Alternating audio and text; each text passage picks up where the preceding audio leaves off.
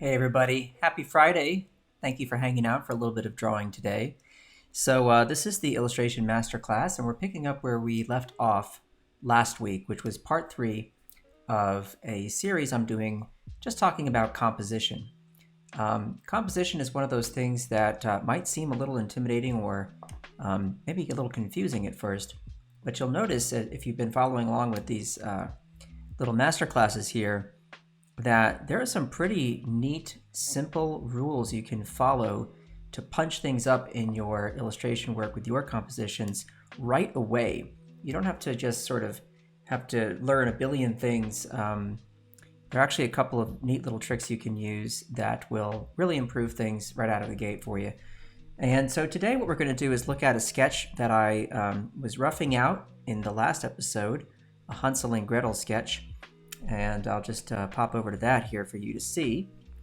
And some of you might recall, I'll just hide some of these guides here for a moment, that we had this little piece that was just a black and white sketch, and I took about 15 minutes after the class to rough it out a little bit with more detail here, and refine some of the shapes and work on it a bit to balance things out with some darks and lights.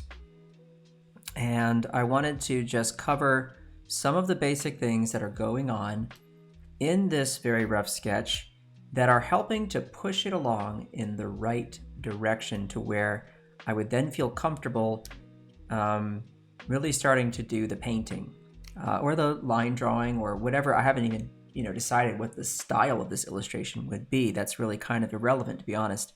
What's more important right now is just balancing things out, making it so that we have some nice asymmetrical balance.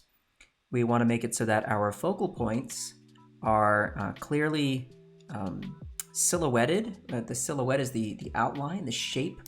I want those to stick out and be clear to the viewer, like this is where your eye should go. And I also want to use contrast in a way that will draw the eye towards where I want you to go. So before we go any farther, I want to just say hello to folks who are in the chat and who are joining and watching today.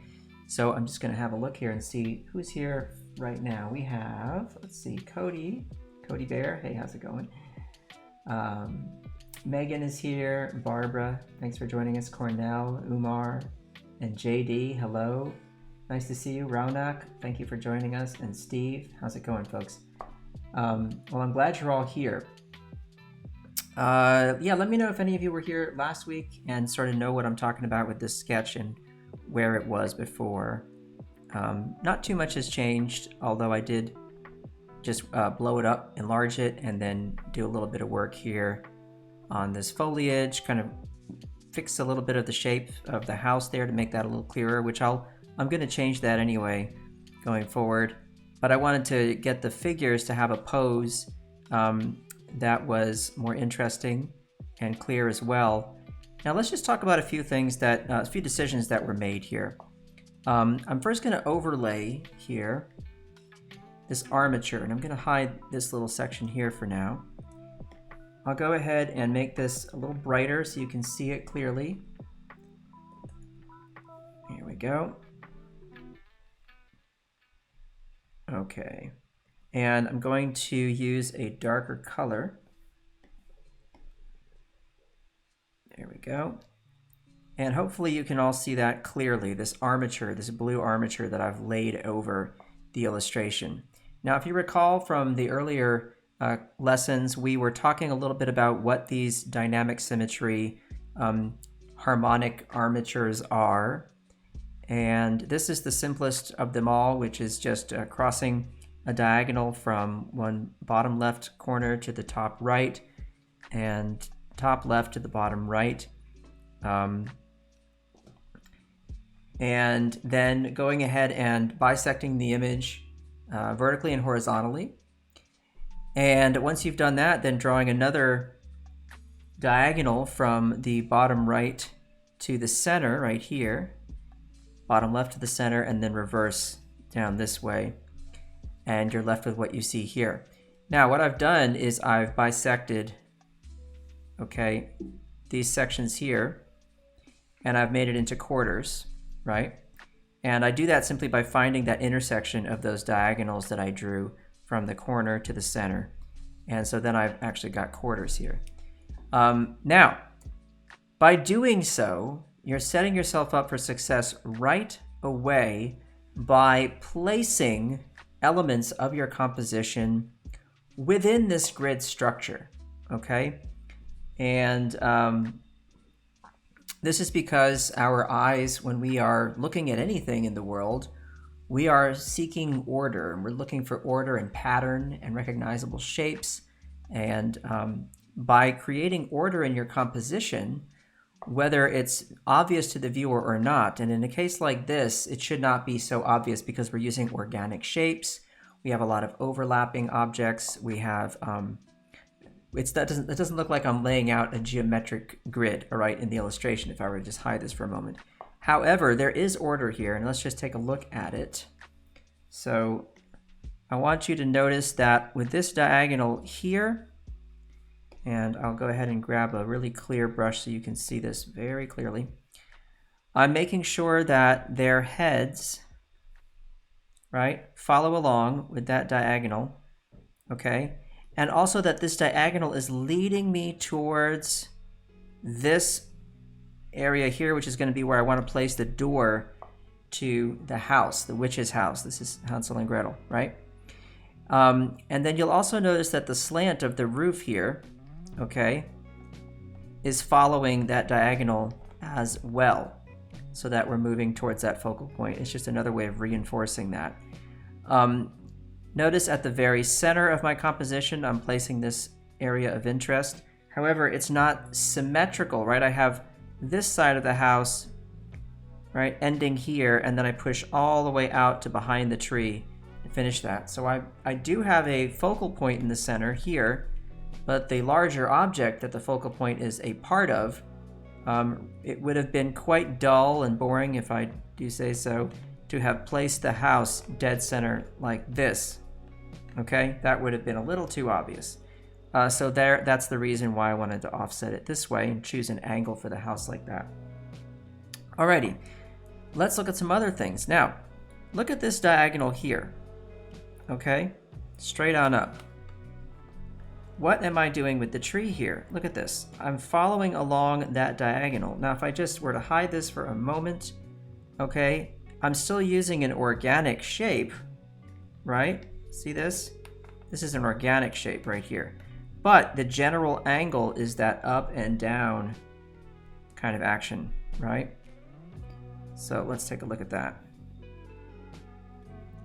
Now, what happens here? We intersect with this diagonal, and what do? I throw another branch in there. So what I'm trying to do is get you to do this with your eyes. Come up this way, and if you carry on, that's fine, but you get interrupted by this big dark mass, right? And this dark mass says, stop, go to the light, right? Seek out the light area. So you're gonna pop back over here. There's a little color there. And you're gonna wanna come back down, hopefully, into this direction towards our focal point again, right? So these are all things that I was using the armature for in designing this part of the illustration. Okay, now let's look also at thirds. So it should be clear here, but I just want to point this out. I'll just do this so we can really see what we got here. Roughly dividing this into thirds, right? Move that one over a little bit. There we go. I wanted to put it so that when we talk about the rule of thirds, which again, I said we don't want to get so locked into the rule of thirds that it really cramps your style, right? And limits your options. We don't want to do that. That's why I'm using this armature here and we're bouncing all over the place. And yet, I do still care about where things line up with those thirds, right? And so that is why I wanted this figure here to have a nice, strong vertical. See that vertical from the head down to the arm? Nice, strong vertical on that third, right? And that's just a good placement for that figure. Naturally, I'm going to want to go over there. I'm going to want to see what's going on there with that silhouette, which is dark against a mid-tone. And then also, I wanted to place an area of interest in this third, an area of interest in this third, and then wait a second, here I'm kind of stuck. And so I thought what would be cool would be to add some right here in this kind of area right here. And I might even just use my grid here for this, just to place them. I could say, all right here in this section of the illustration, I thought it'd be neat to have a few skulls just kind of popping out from between this tree and this tree, right? Like they're just kind of piling up, or they're kind of wedged in there. All right, I thought that would be a neat thing to do so that we get a hint at what's ahead, right? Death and danger here in the witch's house. And so that I thought would be a neat thing to solve that problem, because I felt like this area was providing some interest. This certainly providing some interest. Over here, as much as I like the tree shapes and all that, just not quite enough of a punch. I really wanted to offer something else for the viewer to go over there and enjoy. Okay, so there you have it, right? Look at how this tree here has the branches. Now, even though it's an organic shape, what are they following? They're following that diagonal. That points me back down to this focal point, right? And I'm already on this focal point here. I'm gonna wind up having this echoing effect here. The echo is we have a head here, both looking in the same direction, generally speaking, okay? And so that echoing is gonna make me bounce back and forth here and catch Gretel so I don't miss her. And her silhouette is going to be stronger than what I've got here right now because of the values I'm using. She's just kind of blending in with the tree here. And I'm gonna have to figure out how to make that work, where what I'm thinking will happen is either the tree will be darker or her skirt will be darker, or dress, whatever it happens to be, I don't know yet. But that'll be a way to punch that forward. So I wanna just take a moment here and look at this at a smaller scale. Let's do this. Here's that same image, okay? Now here's a trick you can use, and I'll show you how to do this. So I'll just turn this back on. I'll grab this sketch. And I'm just gonna paste it here for you. Okay. Now, if you wanna just clear away the detail, we did this last week, but I wanna remind you what this little trick is here. You can I'll move this out of the way so you can see what's happening. So it's a kind of a blurring effect, right? But it's different from a Gaussian blur or any other kind of blur. And it really helps you to see the values in your sketch, right? I'm just doing this in a monochromatic fashion here. But so if I were to do this, I can really feel like, all right, does this feel like I've got some good balance between the midtones and the darks and the lights? Yes, I feel good about it.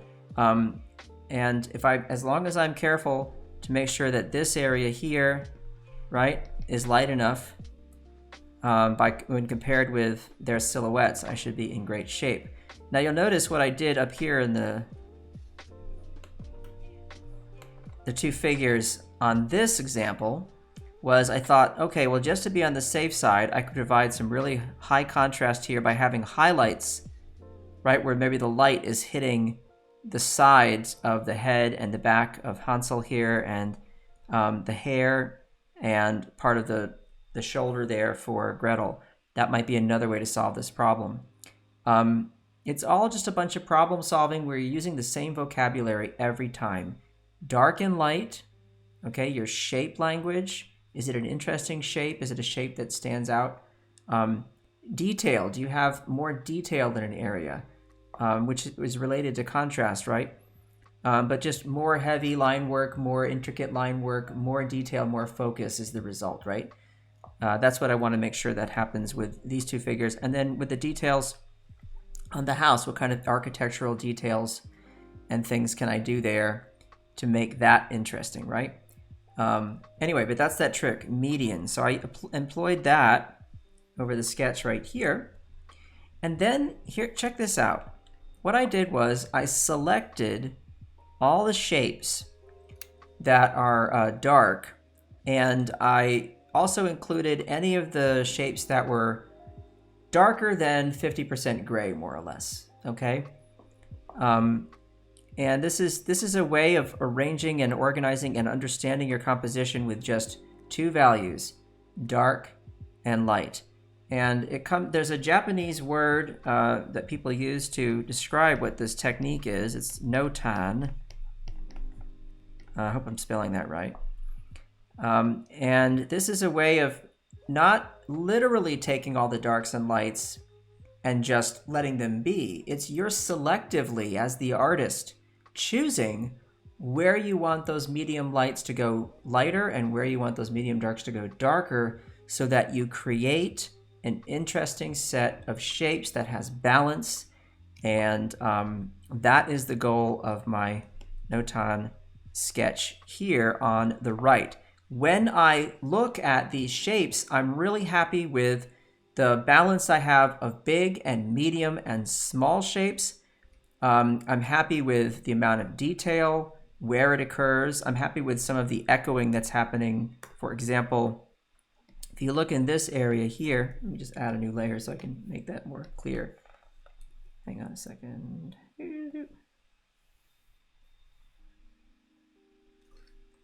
Alrighty, I'm gonna pop it up on top of everything. Ready? Look over here. See that? And look over here. Now, this is interesting, okay?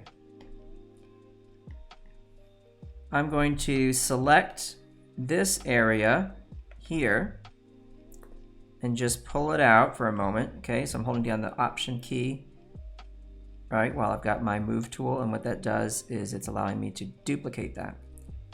And then I'm going to take this section here and pull it out as well.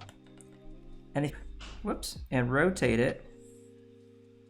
Okay, what are you getting? You're getting a very similar set of shapes and three holes that are punched into those shapes, right? So this is cool because you're getting a back and forth relationship here where I can go, oh yeah, my eye is going to be naturally drawn to these areas that get punched into the dark shapes there, right? Those holes that get punched, as well as here. So this is going to be a dark shape with Hansel leaning on this branch, okay? And here we're just going to have the tree branch. But that's the kind of thing, if you have an opportunity for that kind of thing where you can mirror some theme or element in your composition, if you can mirror it somewhere else in the composition, especially at a diagonal, you're going to wind up with some cool things going on. Alrighty? So let's look and see if there's any other opportunity for that. I mean, here I'm punching a hole here, and maybe opposite here I could make that larger to do some mirroring there, or maybe for balance I could leave this one open like this and then punch another shape like that just for a little bit more interest, right? That could work out as well.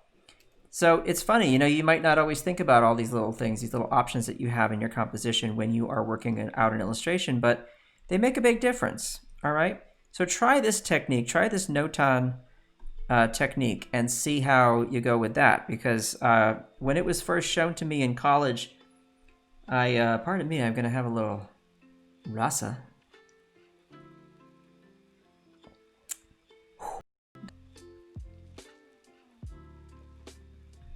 Woo! Alrighty, now try this Notan technique. When this was first introduced to me in college, I was all over it, but it took me a minute to really understand how to use it effectively. At first I just thought, you know, you let it happen by itself, and that is not the same thing, no. You want to practice this, get yourself a photo that's fairly simple, and turn it into a grayscale photo, and then go ahead and start pushing the darks and lights and figuring out where that balance is, where you get a really nice, interesting shape of just pure black against pure white, and see how that shapes up for you. It's a good, you can just do that with any old thing, right? Get yourself a simple still life and throw that out there and see how that goes, okay? Alrighty, so any questions about what I have just talked about up until this point? I want to answer your questions, so let me know. And throw this circle on here. Talk about that in just a moment, but I'll check the chat. Have another sip of my rasa while I look here All right, let's see.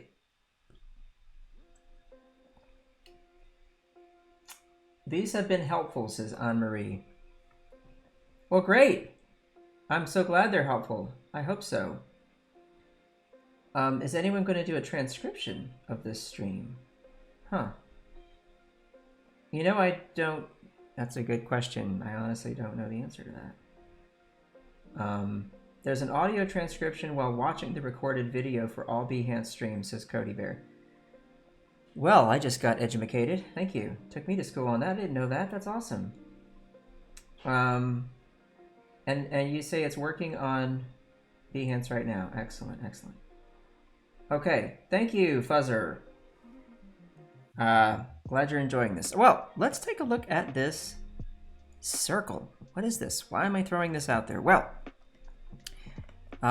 we mentioned this briefly, maybe in the first or second part of the series, can't remember, that you sometimes can create these pathways for the viewer they're like helpful hints to guide them to a recognizable shape. They're going to immediately go for triangles, circles. These are very helpful ovals.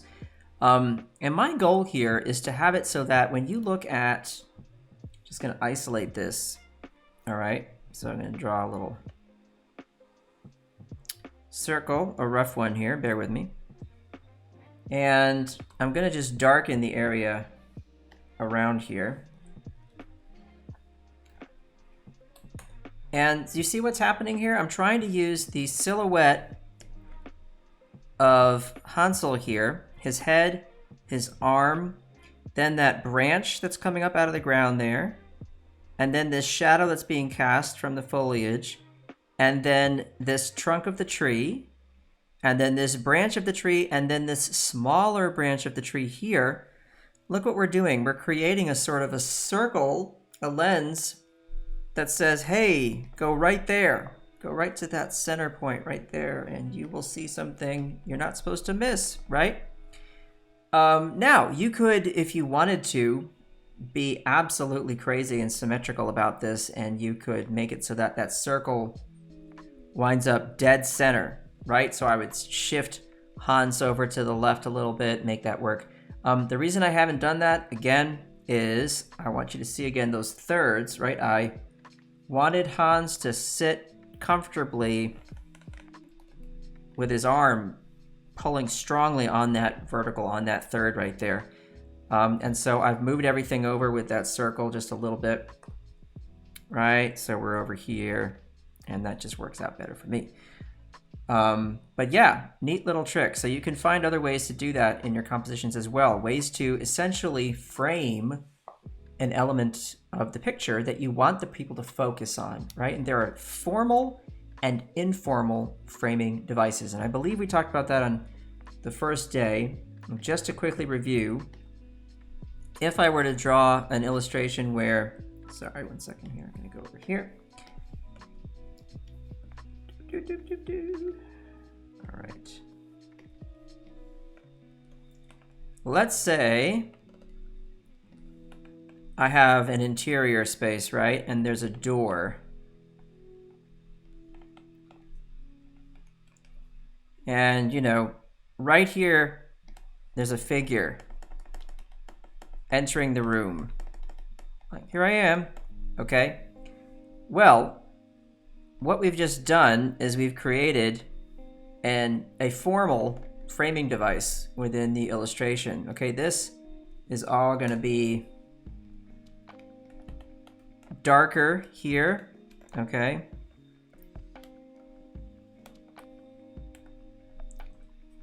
And now what you've got is this framing device for that figure. That's a formal framing device, okay? But what you're seeing here in the sketch is more of an informal framing device, right? Where I am using, turn this off for a moment.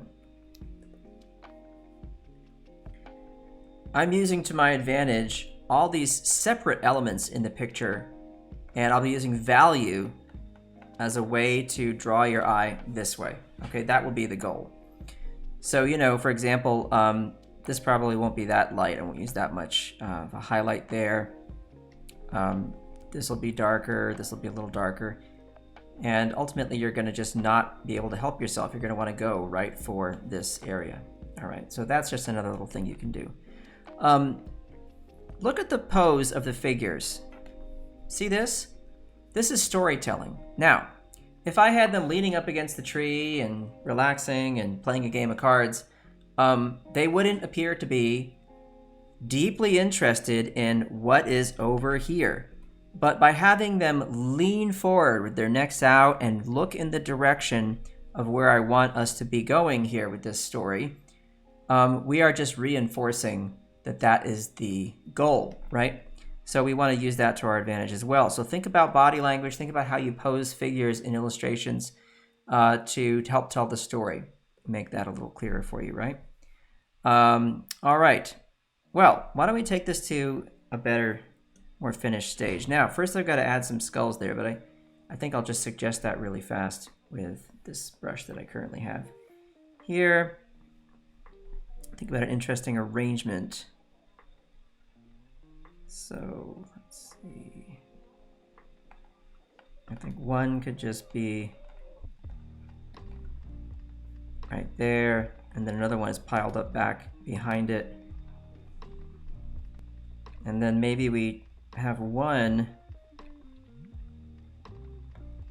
just kind of tilted back here.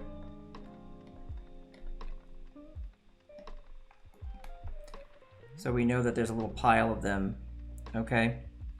And our figures here will not be able to see this because the tree is going to be blocking their view, okay? But we as the audience can see them. So it's always cool to give a little information to the audience, to the viewer of your art, where that you see something that the figures in the picture do not see, all right? So you're giving them a little treat there, like, oh, watch out, guys.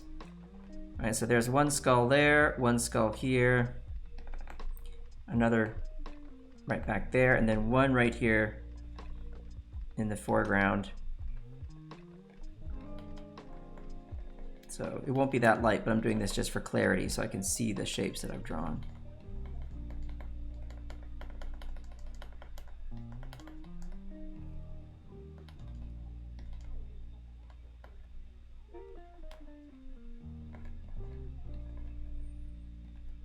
Alrighty, so there you go.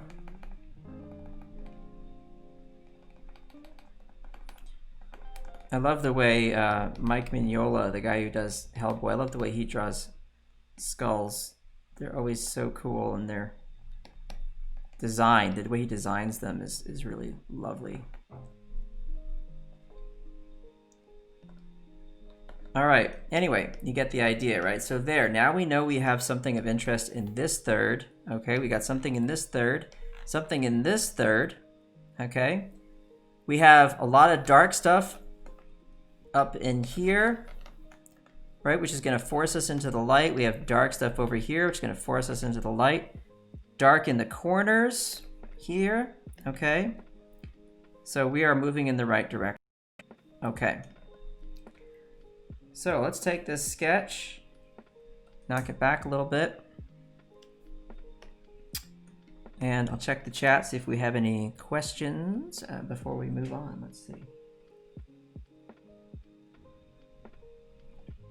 The tech on this CC idea boggles you.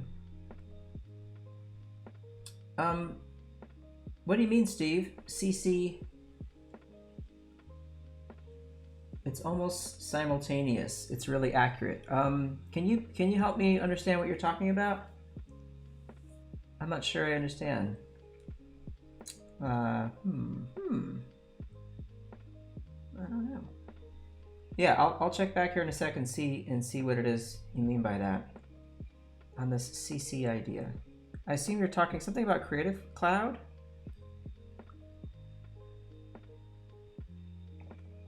Not sure. Forgive me if I don't understand your question. All right, here we go. Now, what I'm going to do next is I'm just going to work with a large brush and throw in some darks and some lights. Okie dokie. So we'll go to the mega pack. Open the paint box. And let's see here. Choices, choices, choices. So many choices. See how I feel about this one. Yeah, that's nice. All right. I'm going to keep it rough, gang. You said, oh, closed caption. Oh, okay. Thanks, Steve. I understand now. Cool. Excellent. Yeah, I hope it's pretty accurate. I will try and enunciate and speak clearly. All right, so I'm just going to put in some darks. That's what I'm going to do right now. We're going to do darks. And then I'll use a little less pressure here for some of these highlights here.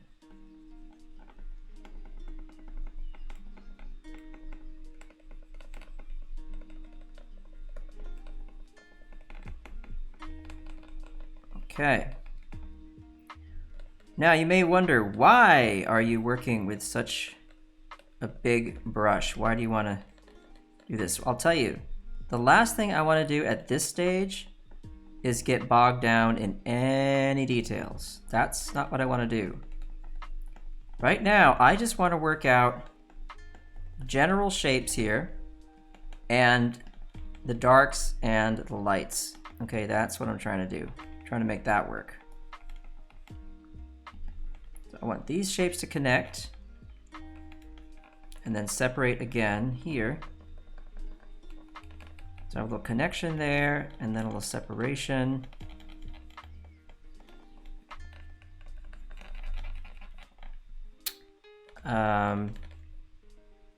Have this leg come back a little bit like that. I think that's more interesting. Okay.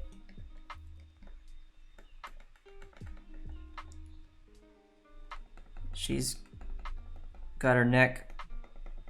She's sticking her head forward a little bit, craning forward to get a better look at what's there. I'll get that a little more interesting for that shape. Now, I wasn't able to figure out exactly, I hadn't worked out what to do with this arm, whether I wanted it to be up on the tree. I thought that might be kind of nice, just to have her hand on the tree. Sort of the way you would, when you're looking around the corner from something or just, you know, balancing yourself. I liked that shape. I want her to lean forward a bit more, get that shoulder up for some asymmetrical balance there. But so I'll have to see how that looks later, because I think that'll help. The other thing is, I don't want this dress to blend in, like I said earlier, with the tree, right? So one thing I can do is I can alter that silhouette. I can have a little space there and have one little branch come up there and then have this happen. So maybe her hand is on part of the tree there, but there's a little break just so that doesn't get too heavy up there, right? So just that little bit of space right here will help that silhouette read more clearly. And I'll have a lighter value for this leg and maybe just the edge of the dress there. Now remember, you control everything in your illustration. You want to make something dark even though it doesn't make sense, right? If it doesn't make sense with the lighting situation you have, but it works better for the composition, well, guess what? Just fake it. Make it happen anyway. If everything else is working nicely, that's the kind of thing people will not notice or care about. It's more important that everything reads clearly. It's more important that there's balance in your darks and lights and in your shapes and all that, right? And you're leading the person in the right direction with the focal points and whatnot. So let's hide this for a moment and see how we're doing. There we go. All right, so this is what I'll do. This is the next step in working this out. All right, now he's got his arm down on this limb here.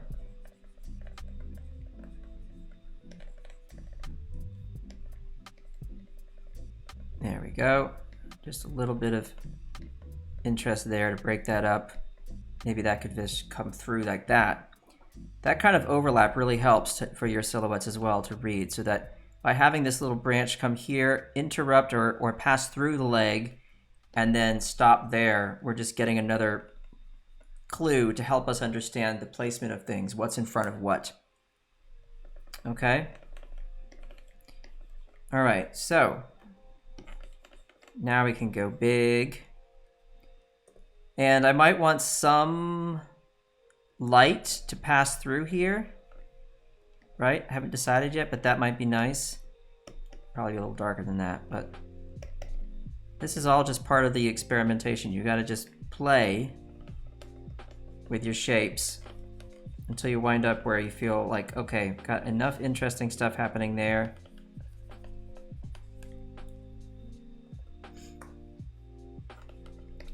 So see, I've got this one little highlight here, and then I want to have one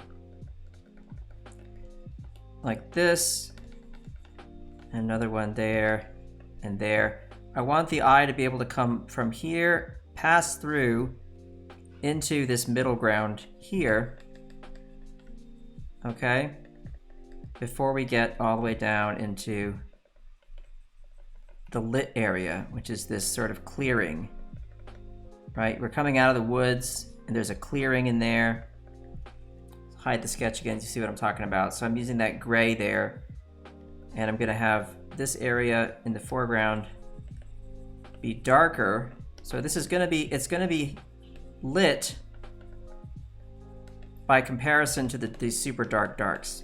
Okay, so it's like everything with values is comparative, right? Or relative, excuse me. You're comparing what's next to what. So if something is darker than something else, in one scenario, but when you place a lighter value next to it and it suddenly feels much lighter, or sorry, a darker value next to it feels darker, then you have to reevaluate everything again and work on making that all read clearly. Okay? So there's a lot of back and forth that happens in this stage where I need to make things read clearly. All right. Make my brush bigger, just plow right in here with the darks, because this whole area is going to be a big dark mess, and I can work out later how to design that foliage there to make it interesting, right? No problem. That will make sense later. But for now, that's what I want to do. I do want to clearly get this shape here, because that's part of that circle that I'm designing in there, right? So I want to make sure that works. And punch a couple little holes in there, just so we understand that there are smaller branches and whatnot up there. Okay? All right, now, gotta be careful. I don't want to use line, right? Line is not what I want to use. I want to use value. So here, I want to throw in this light gray for the trees that are kind of in the distance there.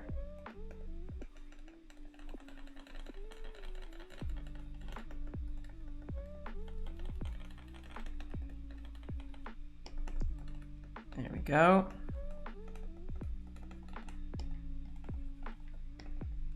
And they're right behind Gretel. We pick them up there.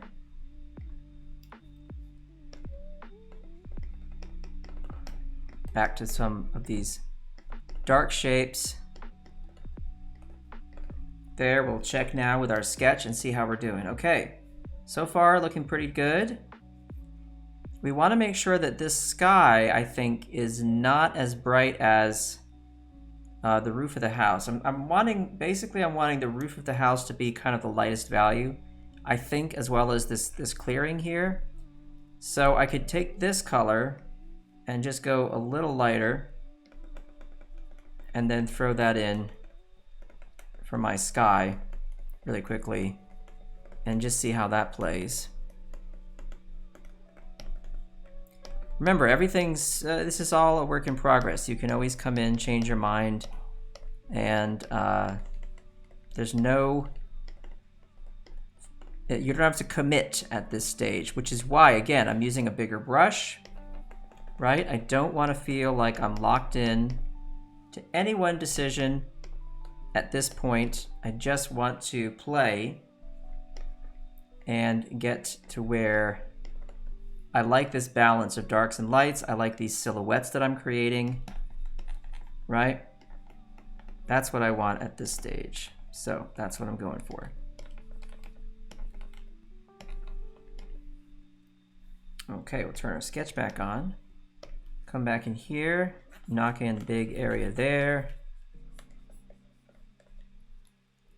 And we know where our skulls are gonna be. So I'll just leave a little space for that. I'll come back in a second and mess with those.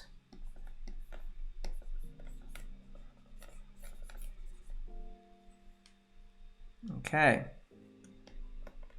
Why leave a hole here? Why do this? Can anybody tell me why we're doing this on the right side? Why are we punching a little hole in here at all? Well, let's take a look at that. What happens if I do not leave any, and by the way, it won't be that bright. It'll be using a gray, probably darker than that, through there, but just a little bit of contrast, right? Why are we doing that?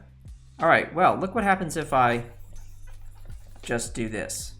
All of a sudden, that entire part of the illustration just goes dead and flat. Now, we're in good shape, right? Now we are cooking with gas over here because we've got some interest. So there's the skulls there, right? I'll mess with those later. But now you've got silhouette here, contrast, nice shapes, these little negative space shapes here, right? The negative space is interesting, positive's interesting, right? And that just works, okay? But if you were to leave that all dark, holy cow, it would be gross, boring, dull, flat, not interesting at all, okay? So consider that stuff when you're doing these exercises, alrighty?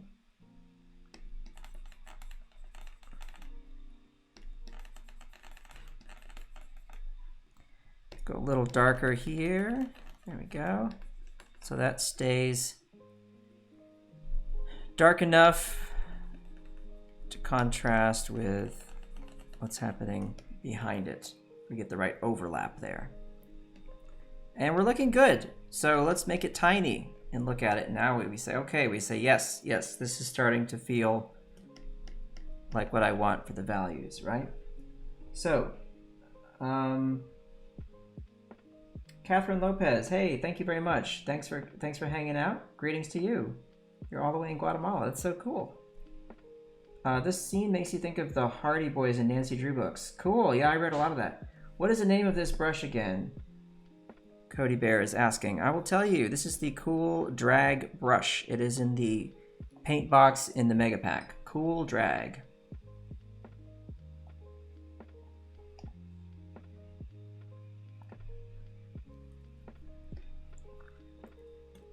Okay, now, let us just, I really want to, today, in the time that we have, get this finished value piece done so that we can then move on to doing some more refinement at a later date. But next Friday, by the way, my masterclass will be at a different time.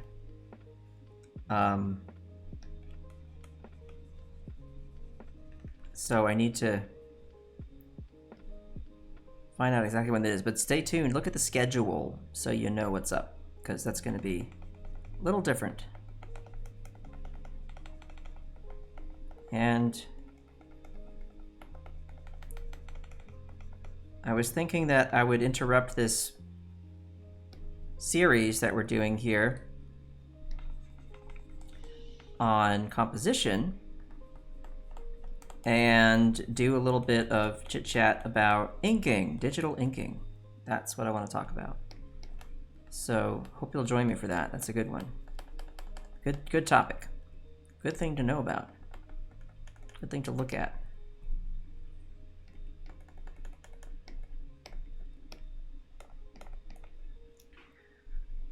Okay. Now we're putting some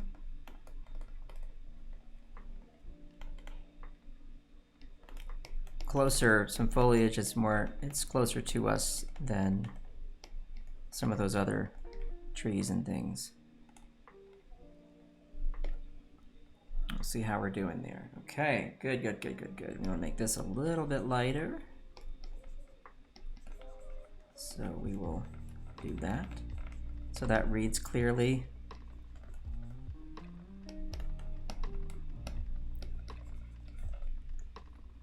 Okay.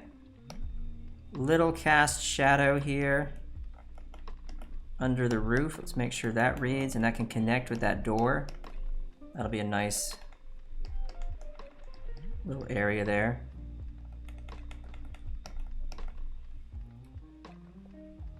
So I think to make this work, we want to make that roof shape a little more rounded like that. This is where I start thinking more about the architecture, right? And like making that all feel more interesting.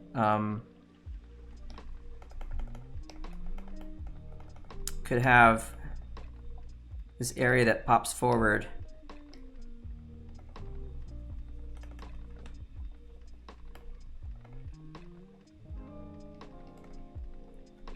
Over the door. I need to think about that, like a way to make that a bit more interesting. But I do want basically the value here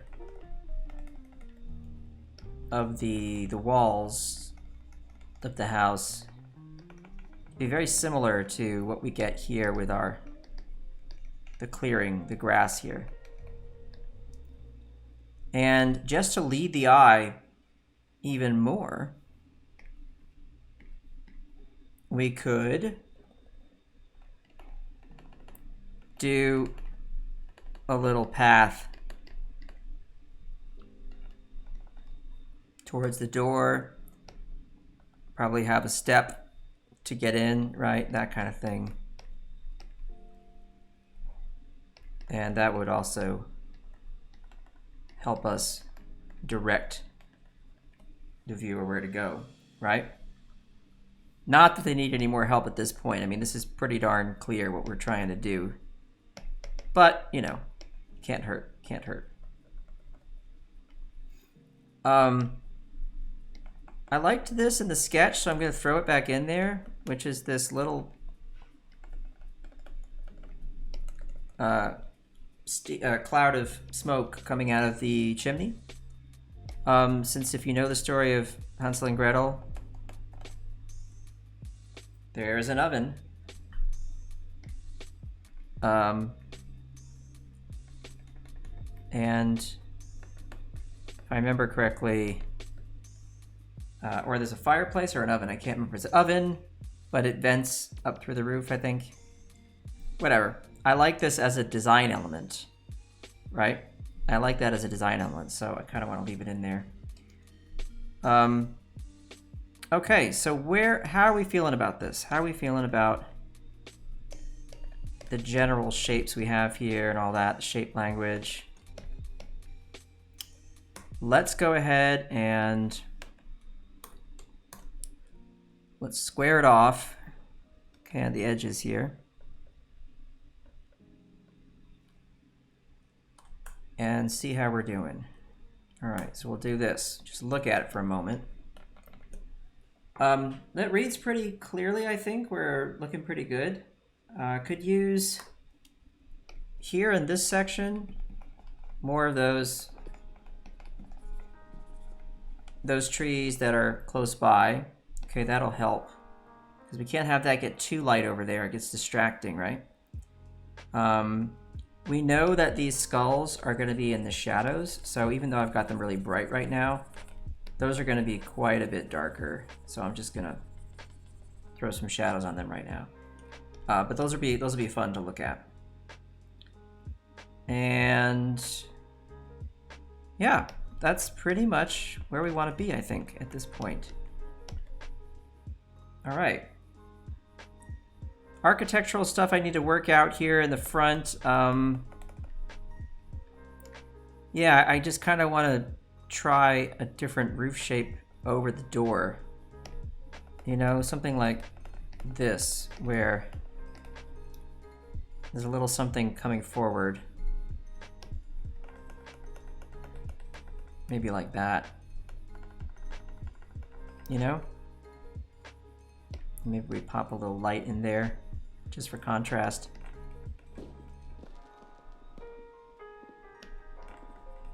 So you see how if you work with a big brush, you're giving yourself the freedom to not be too bogged down in the details, right? You don't want to do that to yourself at this stage. You want to stay loosey-goosey, right? Don't throw the baby out with the bathwater, as my good pal Mike Canadian used to say, and still says, I guess.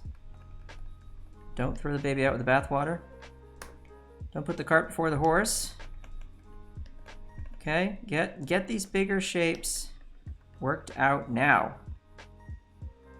before you get all bogged down in the details, in the nitty-gritty. We don't have time for any nitty-gritty right now, he says, as he starts to try and worry like all about these little architectural details in the front. But just that shape, I think, is, you know, might be a little more interesting. I don't know, I might change my mind later, but who knows? Who knows?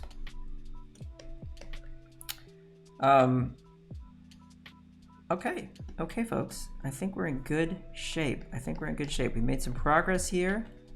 Talked a little bit about the why of what's happening.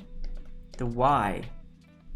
Why do these things? Why labor this way? Why spend all this time worrying about this stuff and making these decisions and you know, why do it? Why?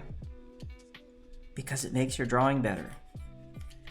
And even if the viewer doesn't know why they're enjoying it, and they just are like, why do I like this so much? You know why, right? Because you made them like it. You tricked them. You used all these little tricks, didn't you? You clever artist, you. They don't know why they like it so much, but they just can't stop looking at it.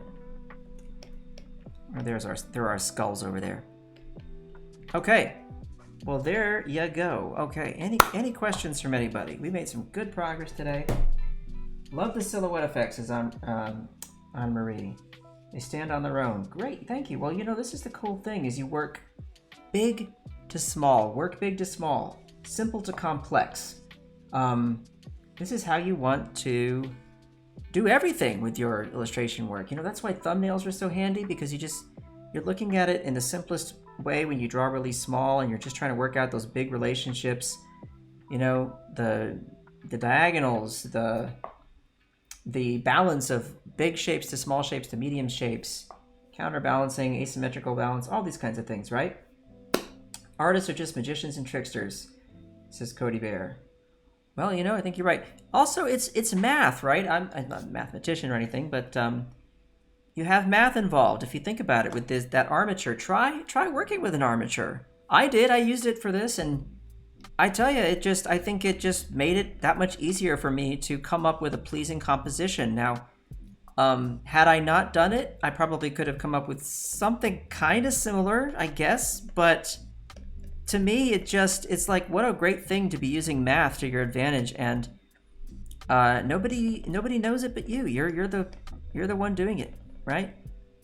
Parallel lines, you know, parallel lines have so much in common. It's a shame they'll never meet.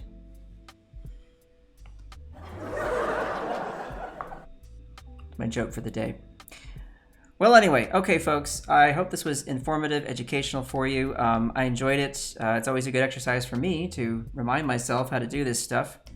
And so great to share it with you. If you have any questions, hit me up on Twitter, @KyleTWebster. I'd be happy to talk to you. And anyway, I hope you all have a lovely weekend. Everybody stay safe and take care of one another. Take care of yourselves. And above all, please remember to be kind. I will see you next time. So ciao for now.